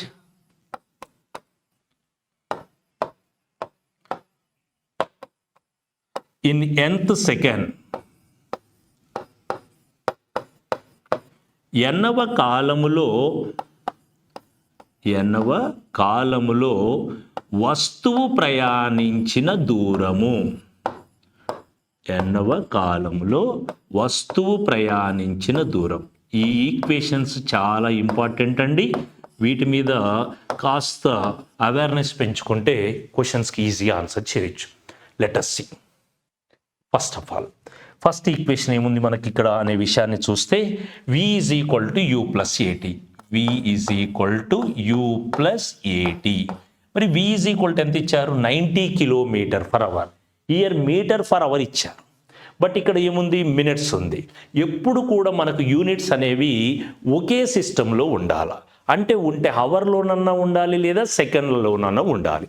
ఒకటి మినిట్, ఇంకొకటి హవర్లో ఉంది కాబట్టి మనకి ఈజీగా ఏది కన్వీనియంట్, మనకి ఏది అవగాహన ఉందో అందులోకి కన్వర్ట్ చేద్దాం. ఫర్ ఎగ్జాంపుల్ 90 km/h అన్నాడు. అంటే అర్థం ఏమిటి, 90 కిలో అంటే 1000 మీటర్స్ బై అవర్ అంటే 60 minute. 1 minute is equal to 60 seconds. ఇది ఐడియా ఉంటే కనుక డైరెక్ట్ 5/18 తోటి దీన్ని మల్టిప్లై చేసుకుంటే సరిపోతుంది. లేదు అనుకుంటే ఈ విధంగా రాసైనా సరే మనం సింప్లిఫై చేసుకోవచ్చు. సరే, ఎనీహౌ ఇక్కడ గమనించండి, 0 0 క్యాన్సిల్, వన్స్ అగైన్ 0 0 క్యాన్సిల్. ఇక్కడ 2 3 2s 3 3s 0, 2 1s 2 5s 6 1s 6 5s, therefore 5 5s 25 meters per second. దేని వాల్యూ ఇది, v వాల్యూ. నెక్స్ట్ టైం ఏమి ఇచ్చారు, 5 minutes. 5 minute is equal to 60 seconds. 5 into 60 అనగా 300. 5 6 30 0, 300 seconds అనేది టైం వాల్యూ. Therefore, ఇప్పుడు మనకు కావాల్సినటువంటి దీంట్లో సబ్స్టిట్యూట్ చేద్దాం. v is equal to how much, 25. u is equal to ఇచ్చారు 0 అని రాయాల్సిన అవసరం లేదు. ఏ మీన్స్ యాక్సిలరేషన్ మనకు తెలియందే ఇది. టైం వాల్యూ ఎంత ఇచ్చున్నారు, 300 seconds. 300 seconds. Now A is equal to simplify చేయాలి. సింపుల్గా 5 5s 5 6 0, 5 1s 5 12s. అంటే therefore acceleration is equal to 1/12 metre per second square. Acceleration value ఎంత వచ్చిందండి, 1/12 మీటర్ పర్ సెకండ్ స్క్వేర్. ఇప్పుడు ఏం ఫైండ్ అవుట్ చేయాలా, డిస్టెన్స్ కావాలి. డిస్టెన్స్ అంటే S is equal to U T plus half A T square అనేది మనకు అవసరము. ఇందులో u ఈజ్ ఈక్వల్ టు 0 ఇచ్చారు కాబట్టి 0 into something 0. therefore s is equal to 1/2 into acceleration value 1/12. t value అనేది వన్స్ అగైన్ గమనిస్తే 300 స్క్వేర్. 300 హోల్ స్క్వేర్ అంటే 300 ఇంటూ 300 అనేది 2 times రాస్తాం. ఇందులో గమనించండి 2 1s 2 150s, right? 3 4s, 3 4s, 3 5s, 0, 4 1s, 4 7s, 28, remaining 20 5s is equal to 0, 5 5s, 25, 5 7s, 35 plus 2 37, 3750. ఇక్కడ 3750 ఏంటివి? Metres. ఎందులో కన్వర్ట్ చేయాలి? కిలోమీటర్. అంటే ఏమవుతుంది? బై 1000 నోట్ చేసినట్లయితే 3.750 kilometre. So where is the option? Yes, we have the fourth one. ఇలా ఇంత time అవసరమా? అవసరం లేదు. సింపుల్, ఒకటే ఒక formula, S is equal to U T plus half A T square అనేది ఒక్క ఫార్ములా కనుక మనకు తెలిసినట్లయితే ఇక్కడ A is equal to direct రాయొచ్చు V minus U by T అని సబ్స్టిట్యూట్ చేసి సింప్లిఫై చేసుకుంటే ఇంకాస్త మనకి ఈజీ అవుతుంది. ఇట్లా మనకు ఒక్కొక్కసారి ఒకటి కంటే ఎక్కువ ఫార్ములాస్ యూజ్ అయ్యేటువంటి అవకాశం ఉంది కాబట్టి వీటిపైన ఖచ్చితంగా మనకు కొంత అవేర్నెస్ ఉండాలి. Right. So our option is fourth one is the correct one. Question number 50. Who among the following scientists propounded the law of constant ratio? Constant ratio అనేటువంటి దాన్ని డిఫైన్ చేసిన సైంటిస్ట్ ఎవరు? ఎవరు ఈ స్థిరానుపాత నియమాన్ని ప్రతిపాదించారు అని అడిగారు. ఇందులో లేవో ఈజర్ అనేటువంటి సైంటిస్ట్ ఎవరైతే ఉన్నారో ఈ లేవో ఈజర్ అనేటువంటి scientist law of conservation of momentum అనే దాన్ని వివరించారు. ద్రవ్యవేగ నిత్యత్వ నియమము, ద్రవ్య నిత్యత్వ నియమాన్ని చెప్పింది లేవో ఈజర్ అండి. ఇక్కడ ఇతను ఇచ్చినటువంటిది ఏంటి? కాన్స్టెంట్ రేషియో అని అన్నారు కాబట్టి ఇది కాదు. నెక్స్ట్ రాబర్ట్ బాయిల్ అనే సైంటిస్టు ప్రెజర్ అండ్ వాల్యూమ్ ఈ రెండింటి మధ్య సంబంధాన్ని వివరించారు. స్థిరానుపాత నియమానికి బాయిల్కి ఎటువంటి సంబంధం లేదు. చార్లెస్ అనేటువంటి scientist constant pressure, constant volumes సంబంధించి 2 ఫార్ములాస్ చెప్పడం జరిగింది. ఒకటి కాన్స్టెంట్ ప్రెషర్ ఉన్నప్పుడు వాల్యూమ్ టెంపరేచర్ల మధ్య సంబంధం, స్థిరపీడనం వద్ద ఘనపరిమాణానికి ఉష్ణోగ్రతకు మధ్య సంబంధం, ఘనపరిమాణం స్థిరంగా ఉన్నప్పుడు పీడన ఉష్ణోగ్రతల మధ్య సంబంధాన్ని వివరించారు. ఇతనికి స్థిరానుపాత నియమంతో సంబంధం లేదు. ఇక మనకు ఉన్నటువంటిది ఒకే ఒక ఆప్షన్ ఏంటి అంటే జోసెఫ్ ప్రౌస్ట్ అనే సైంటిస్టు ఒక కాంపౌండ్ను గనక మనం తీసుకుంటే, you take any kind of compound, in this mass ratio is constant. Mass values in the chemical compound always constant. ఒక రసాయన సమ్మేళనములోని ద్రవ్యరాశి విలువల నిష్పత్తి ఎల్లప్పుడూ స్థిరంగా ఉంటుంది అని చెప్పే నియమమే స్థిరానుపాత నియమము, కాన్స్టెంట్ రేషియో అని పిలుస్తాం. So option second one is the correct one for this question. Question number 51. Non metal oxides usually are. అలోహ ఆక్సైడ్లు సాధారణంగా ఏ స్వభావాన్ని కలిగి ఉంటాయి? ఇక్కడ గమనించాల్సింది అసిడిక్.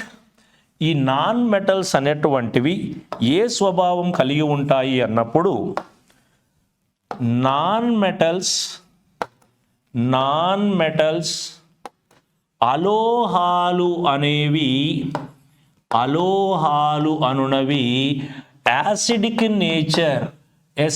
నేచర్ ఆమ్ల స్వభావం కలిగి ఉంటాయి. సెకండ్ వన్, మెటల్స్ అనేటువంటివి మెటల్స్ హ్యావ్ ద లోహాలు అనునవి బేసిక్ నేచర్ కలిగి ఉంటాయి. ఆల్కలైన్ నేచర్ అంటాం దాన్ని. ఆల్కలైన్ నేచర్, బేసిక్ నేచర్, క్షార స్వభావము కలిగి ఉంటాయి. రైట్. సో మనకి ఇచ్చిన క్వశ్చన్ ఏంటిది? నాన్ మెటల్స్ అనేవి ఏ నేచర్ కలిగి ఉంటాయి? ఎసిడిక్ నేచర్ కలిగి ఉంటాయి. న్యూట్రల్ అంటే ఏంటి? తటస్థ స్వభావం, అది కాదు. నెక్స్ట్ ఆంఫోటెరిక్ అనగా the substance which is reacts with both acids and bases, that is called as amphoteric material or amphoteric substance అంటారు. ఆంఫోటెరిక్ పదార్థం అనేది ఆమ్ల పదార్థాలతో చర్య జరుపుతుంది మరియు క్షార పదార్థాలతో చర్య జరుపుతుంది. ఇలా రెండింటితో చర్య జరిపే లక్షణమున్న పదార్థాలను ఆంఫోటెరిక్ సబ్స్టాన్సెస్ అని పిలుస్తాము. ఇక్కడ మనకి రెండు బిట్లు, దీంతో పాటు ఈ ఆంఫోటెరిక్ అనే దానిపైన ఎగ్జామినర్ ఫోకస్ చేస్తున్నారండి. రెండింటితో యాసిడ్స్ అండ్ బేసెస్తో రియాక్ట్ అయ్యే నేచర్ ఉన్న వాటిని ఆంఫోటెరిక్ అని, యాసిడ్స్ అనేటువంటి నేచర్ వేటికి ఉంటుంది అంటే నాన్ మెటల్స్కి ఉంటుంది, మెటల్స్కి వచ్చేసి ఆల్కలైన్ లేదా బేస్ నేచర్ అనేది వీటికి ఉంటుంది. Question number 52. The number of electrons that can be adjusted in N shell. N కర్పరములో సర్దుబాటు చేయగల ఎలక్ట్రాన్ల సంఖ్య ఎంత? One of the most important bit, repeated question in the previous examinations also. See, let us suppose it is the nucleus of an atom. It consists of different energy levels. Energy levels are denoted by either K or N is equal to 1. Second energy level L, N is equal to 2. Next energy level is M, N value 3, given K, L, M, next one is N here. N is equal to 4. N is equal to 4 given. Right. Now, ఏం find out చేయమన్నారు? ఎలక్ట్రాన్ల సంఖ్య find out చేయండి అన్నాడు. Number of electrons adjusting in the nth cell. nth సెల్లో ఉండే electrons కావాలి. Any cell, ఏదైనా ఒక సెల్లులో ఎన్ని ఎలక్ట్రాన్స్ ఉంటాయి అనే ఫార్ములా తెలిస్తే ఈ క్వశ్చన్కు ఆన్సర్ ఈజీ అయిపోతుంది. మరి ఆ ఫార్ములా ఏంటి అన్నప్పుడు రెండు ఫార్ములాలు మనం తెలుసుకుంటే మీకు ఈ క్వశ్చన్ కాకుండా ఒకవేళ సమ్టైమ్స్ సబ్సెల్స్ ఎన్ని అని అడుగుతాడు, ఉపకర్పరాల సంఖ్య ఎంత అంటాడు. అప్పుడు ఉపకర్పరాల సంఖ్య అన్న నెంబర్ ఆఫ్ ఎలక్ట్రాన్స్ అన్న ఈజీగా చేయగలరు. So number of subshells in the given shell, number of subcells, number of subcells, ఉపకర్పరాల సంఖ్య, ఉపకర్పరాల సంఖ్య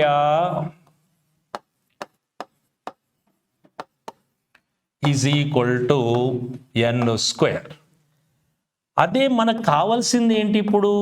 ఎలక్ట్రాన్ల సంఖ్య, number of electrons, number of electrons, ఎలక్ట్రాన్ల సంఖ్య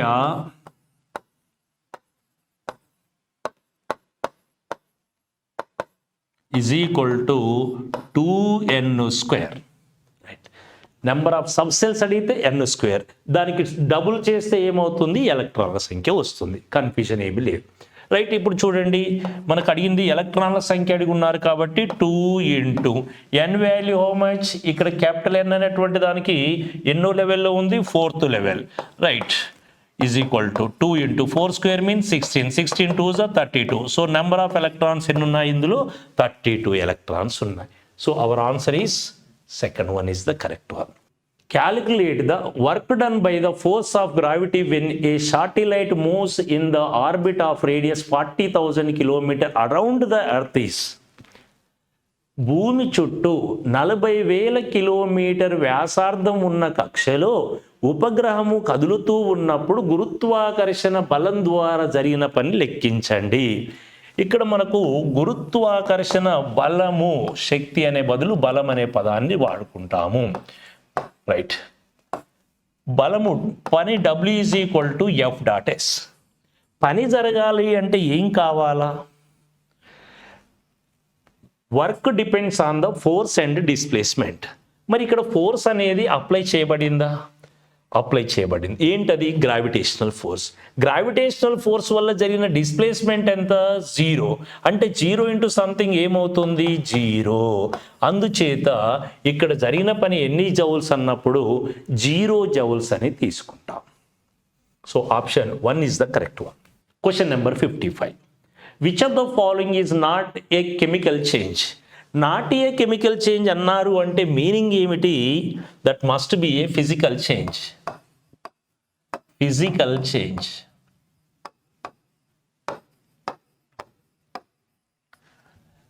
క్రింది వానిలో రసాయనిక మార్పు కానిది అన్నారు. కానిది అంటే ఏం మార్పు అవుతుంది? భౌతిక మార్పు అవుతుంది. భౌతిక మార్పు. What is the difference in between chemical change and physical change? భౌతిక మార్పుకు రసాయనిక మార్పుకున్న ప్రధాన వ్యత్యాసం ఏంటి అంటే, రసాయనిక మార్పు జరిగితే మళ్ళీ మనము ఏ పదార్థం అయితే మార్పులకు గురైపోయిందో తిరిగి దానిని పొందలేకపోతే దాన్ని కెమికల్ చేంజ్ అంటాం. If we cannot regain its original change, original state, reversible process ఏదైతే ఉందో అది గనక చేయగలిగితే దాన్ని ఏమంటారు? ఫిజికల్ చేంజ్ అంటాం. అలా సాధించడానికి if we cannot regain its original state, that is called chemical change. So ఇక్కడ గమనిస్తే as it is position change, as it is పొజిషన్కు రాగలగాల. అలా వస్తే దాన్ని ఏమని పిలుస్తారు? Physical change. రాలేకపోతే ఏమంటారు? Chemical change. మరి ఇక్కడ మనకు ఏది వస్తుంది ఏది రాదనేది చూద్దాం. Fuel combustion. ఇప్పుడు బైక్లో కొంత ఫ్యూయల్ పోసాం, పెట్రోల్ పోసాం, మండించాం, మళ్ళీ పెట్రోల్ తేవచ్చా? తేలేం. అంటే వీ కెనాట్ రిగెయిన్. కాబట్టి ఇదేమవుతుంది? Chemical change. మనకు కావాల్సింది ఏంటి? కానిది అన్నాడు. అంటే ఇది ఖచ్చితంగా ఆన్సర్ కాదు. Electrolysis of acidic water. ఆమ్లజల విద్యుత్ విశ్లేషణ జరిగినప్పుడు దేనికి అది విడిపోతుంది, మళ్ళీ దాన్ని పొందలేము. సో కాబట్టి ఇది కూడా మనకు ఆన్సర్ కాదు. Oxidation or rusting of iron. ఇనుము తుప్పు పట్టిపోతే, ఇప్పుడు మనం గాల్లో కొన్ని సంవత్సరాల పాటు ఒక ఇనుప ముక్కనే వేసాం, అది రస్ట్ అవుతుంది, తుప్పు పట్టుతుంది, ఇంకా దేనికి అది విచ్ఛిన్నం చెందుతూ ఉంది కొన్నిసార్లు.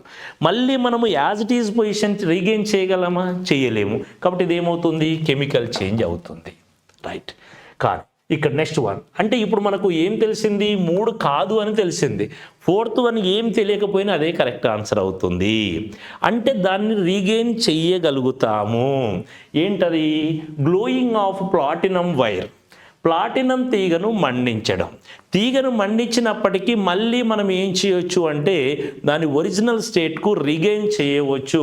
అందుచేత ఇది ఫిజికల్ చేంజ్. కాబట్టి కానిదేది అన్నాడు. కాబట్టి option 4th one is the correct one. కానిది డజంట్ బిలాంగ్స్ అన్నప్పుడు is not a chemical change అన్నప్పుడు ఆన్సర్ ఏం చెప్పండి? Glowing of platinum wire. Platinum తీగను మండించడం. Question number 57. An object was thrown upwards at a speed of 14 meter per second and find 10 meter height. Calculate the time taken by the object to reach the highest point. ఒక వస్తువు 14 metre per second వేగంతో పైకి విసిరితే అది 10 మీటర్ల ఎత్తును చేరుకుంది. వస్తువు గరిష్ట స్థానానికి చేరుకోవడానికి పట్టే కాలం లెక్కించండి. ఇక్కడ ఇచ్చిన ఇన్ఫర్మేషన్ ఎక్కువనే ఇచ్చారనుకుంటున్నా. ఎందుకు అంటే 2 అంశాలు ఇచ్చి ఒకదాన్ని ఫైండ్ అవుట్ చేయమన్నారు. ఇక్కడ ఒక అంశం ద్వారా మనకిచ్చిన క్వశ్చన్ని ఈజీగా సాల్వ్ చేయొచ్చు. ఎలానో చూద్దాం. ఫస్ట్ ఆఫ్ ఆల్ ఇక్కడ ఏమి ఇచ్చారు? స్పీడ్ ఇచ్చి ఉన్నారు. స్పీడ్ ఎంత? 14 metre per second. Speed given 14 metre per second. Height కూడా ఇచ్చారు 10 మీటర్స్ అని. 10 మీటర్స్ హైట్, స్పీడ్ వచ్చేసి వస్తువు యొక్క వడి వచ్చేసి 14 మీటర్ పర్ సెకండ్ అనేది ఇచ్చారు. 2 వాల్యూస్ ఇచ్చి టైం పీరియడ్ ఎంత ఫైండ్ అవుట్ చేయమన్నారు. Find out the time period. ఇక్కడ గమనించినట్లయితే time of ascent, time of ascent, ఆరోహణ కాలము, ఆరోహణ కాలము TA is equal to we have the formula U/G. వస్తువును నిట్ట నిలువుగా పైకి విసిరితే అది గరిష్ట ఎత్తును చేరడానికి పట్టే కాలాన్ని ఆరోహణ కాలము అంటాం. Time taken by an object to reaches the maximum height is called time of ascent. Next one, ఇంకొక ఫార్ములా ఏం ఫైండ్ అవుట్ చేయొచ్చు అంటే ఎస్ ఈజ్ ఈక్వల్ టు మనకున్న ఫార్ములా UT ప్లస్ ½ AT² అనే ఫార్ములా మనకున్నది. S is equal to UT plus ½ AT². ఇందులో U value, T value, acceleration values, height value ఇవన్నీ substitute చేసి మనకేం ఫైండ్ అవుట్ చేయొచ్చు అన్నప్పుడు టైం పీరియడ్ ఫైండ్ అవుట్ చేయొచ్చు. ఇక్కడ ఎస్ అంటే ఏంటి? హైట్ ఎంత ఇచ్చున్నారు? 10 మీటర్స్. స్పీడ్ ఎంత ఇచ్చున్నారు? 14 మీటర్స్. టీ అనేది ఏంటి? తెలియదు. ప్లస్ ఆఫ్ ఏ అంటే ఏంటి? Acceleration. How much? 10 into T². ఇక్కడ ఇదంతా సింప్లిఫై చేయడం చాలా ఇబ్బందితో కూడుకున్న పని.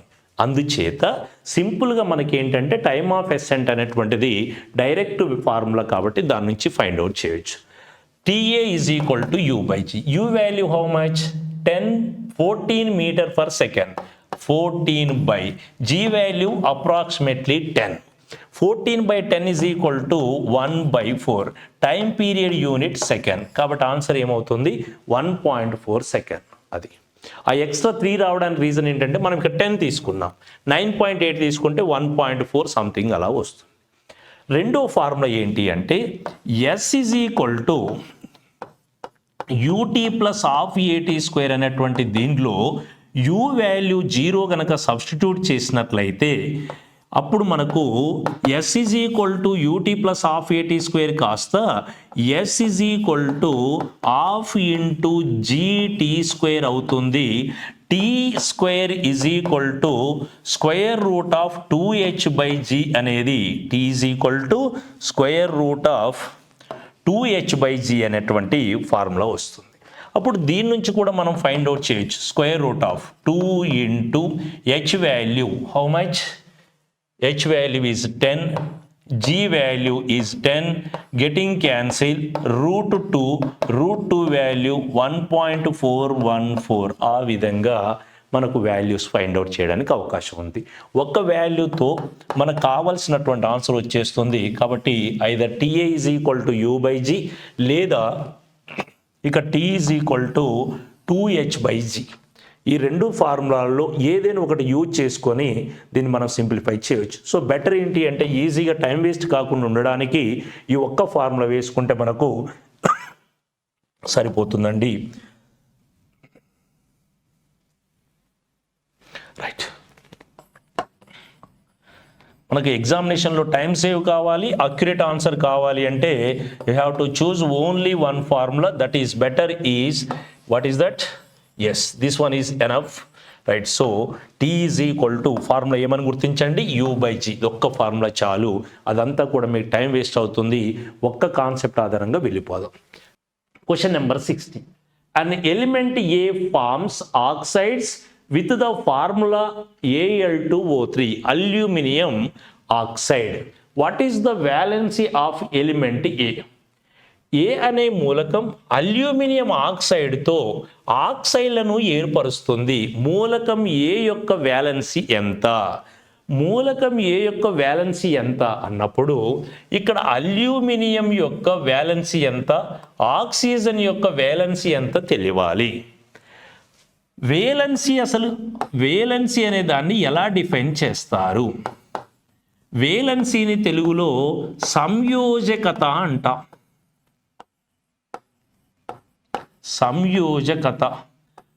సంయోజకత అనగా ఒక పరమాణువు ఇంకొక పరమాణువుతో సంయోగము చెందే సమయములో ఎన్ని ఎలక్ట్రాన్లు సంయోగము చెందగలుగుతాయో తెలియచేసేదే సంయోజకత.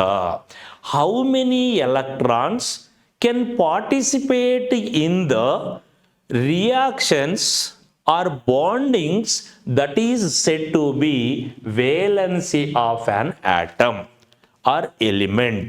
ఒక మూలకం యొక్క సంయోజకత అనేది అందులో పార్టిసిపేట్ చేయగలిగే ఎలక్ట్రాన్ల సంఖ్యను బట్టి ఉంటుంది.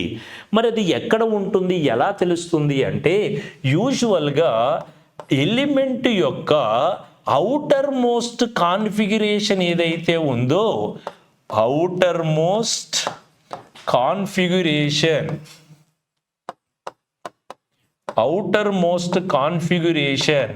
అంటే బాహ్య కక్షలో ఉండే ఎలక్ట్రాన్లు, ఒంటరిగా ఉండే ఎలక్ట్రాన్ల యొక్క సంఖ్యనే సంయోజకత అంటాము. ఇక్కడ మనకి ఇవ్వబడినటువంటి వాటిలో aluminium, another one is oxygen. Aluminium atomic number 13.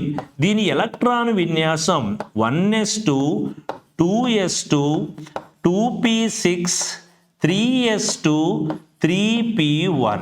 అంటే ఇక్కడ అల్యూమినియం అనేది ఫస్ట్ ఎనర్జీ లెవెల్లో ఫుల్ఫిల్ అయింది, సెకండ్ ఎనర్జీ లెవెల్లో ఫుల్ఫిల్ అయిపోయింది, థర్డ్ ఎనర్జీ లెవెల్లో మాత్రం ఇన్కంప్లీట్గా ఉంది. అంటే ఓన్లీ దీనిలో ఉన్న ఎలక్ట్రాన్స్ మాత్రమే పార్టిసిపేట్ అవుతాయి. సో అల్యూమినియానికి సంబంధించిన వేలెన్సీ ఎంత అంటే 3. Oxygen atomic number 6. ఇక్కడ దీనికి సంబంధించి 1s2 2s2 2p2 1s2 2s2 2p2. ఇందులో ఫస్ట్ ఎనర్జీ లెవెల్లో ఉండే s ఆర్బిటాల్ కంప్లీట్గా ఫిల్ అయింది, ఇక్కడ ఉన్నటువంటి s ఆర్బిటాల్ కూడా ఫిల్ అయింది, కానీ p ఆర్బిటాల్లో ఉండే 2 ఎలక్ట్రాన్స్ మాత్రము ఇవి బాహ్య కక్షలో ఉంటాయి. అందుచేత ఆక్సిజన్ వ్యాలెన్సీ 2 అంటాము, అల్యూమినియం వ్యాలెన్సీ 3 అంటాం. ఇప్పుడు ఇక్కడ పార్టిసిపేట్ చేయగలిగేటువంటి ఏ అనే మూలకం యొక్క వ్యాలెన్సీ ఎంత ఉండాలి అంటే 2 గనక ఉంటే అది దీనితో ఆక్సైడ్స్ను ఫామ్ చేయగలుగుతుంది.